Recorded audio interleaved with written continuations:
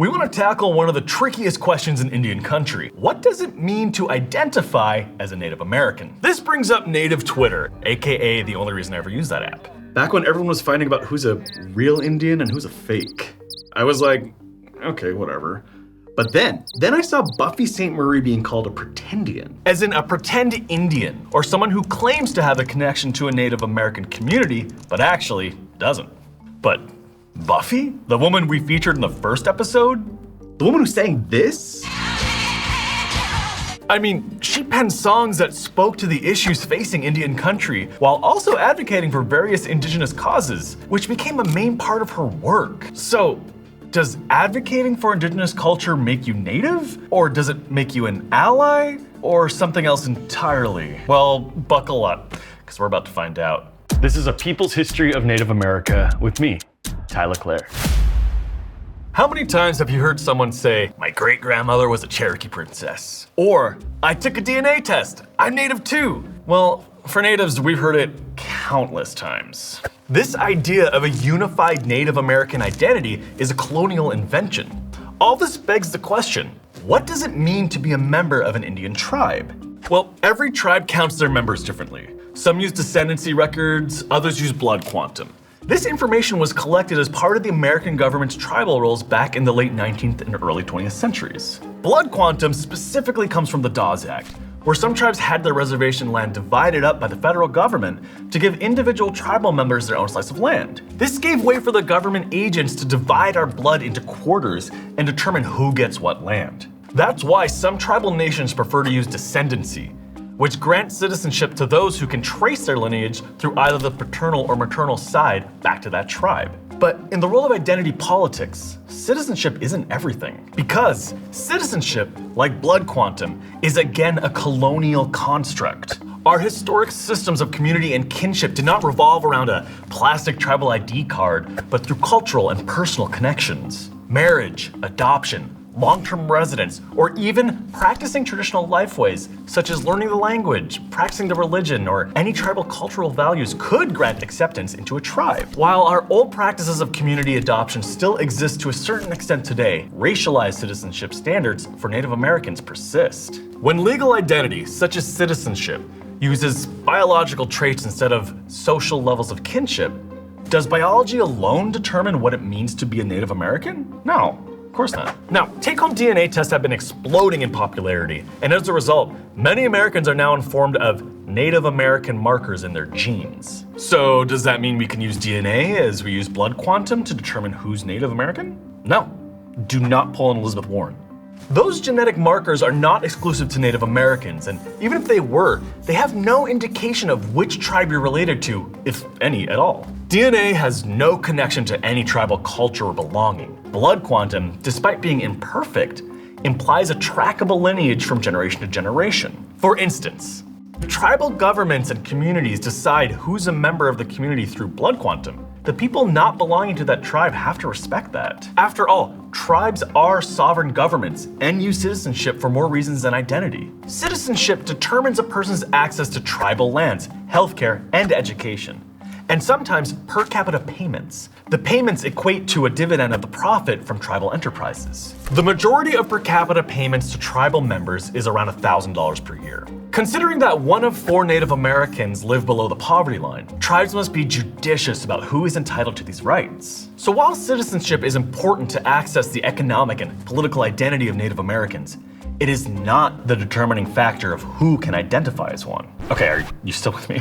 Because this is where it gets even more complicated.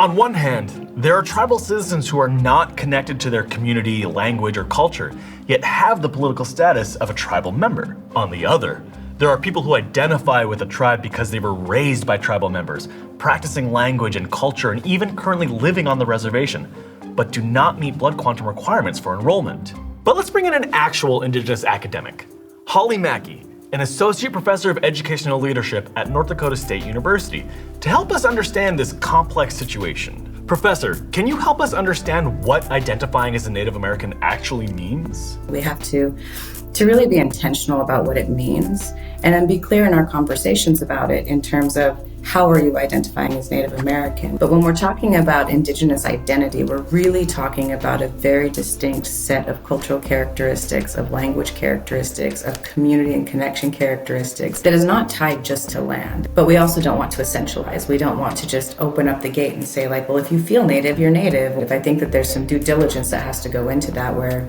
if you're questioning your identity, if you're questioning whether or not you belong to a community, you have to do that work. So let's talk about why we see this boom of non-Native people claiming Native heritage. In 1998, Philip J. Deloria wrote a book titled Playing Indian. This book outlines how the phenomena of non-Natives portraying Natives, which goes back to, well, the birth of this nation. He uses the Boston Tea Party as a historical example of this impulse to impersonate Native Americans while participating in American politics. He argues that in the construction of the United States, we had European settlers trying to distance themselves from their roots as much as possible. So, a misrepresentation of our Native American identity is actually what informs early American identity. To Deloria, the act of playing Indian created a unique American culture while portraying Native Americans as destined to be extinct. Perpetuating these myths are only a small segment of how playing Indian harms the lives of actual Indians. But from our treaty rights to our unique experience,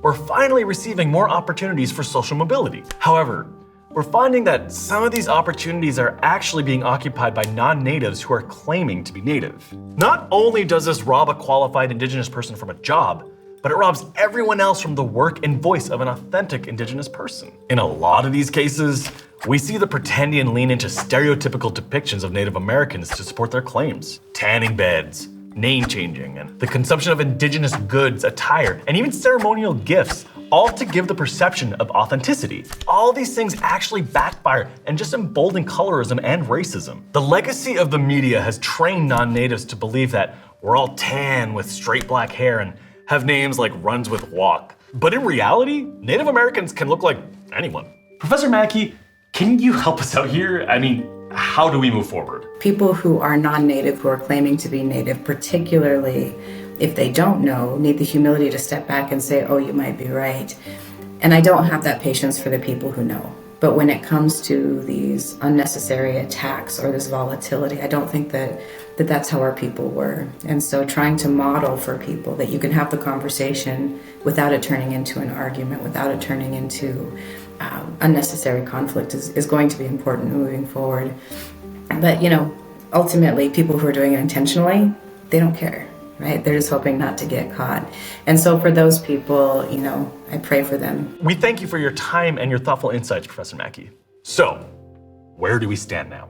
According to the US Census, from 2010 to 2020, the number of people who identify with having an Indigenous heritage went from 5.2 million in 2010 to 9.6 million in 2020, with most who are self-identifying living off the reservation. This 87% increase of some of the people suddenly identifying as Indigenous may be true. The reality is, at the same time of this surge of self-identifying Native American people, fertility rates among Native women from 2008 to 2016 have fallen by about 24%. Look, it's clear from the numbers alone that there's some pretending going on. Like Sacheen Littlefeather, real name Maria Louise Cruz, who used her platform to speak up about Indigenous representation in Hollywood. But according to her sisters, Littlefeather then fabricated parts of her life and identity around harmful stereotypes, such as growing up in poverty with prevalent alcohol abuse.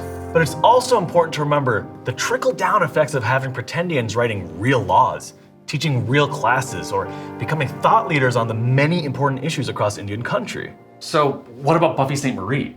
I mean, yes, CBC reports her name is technically Beverly St. Maria, and sure, she was born in Boston to two white parents, but she did make a meaningful connection to the tribal nation.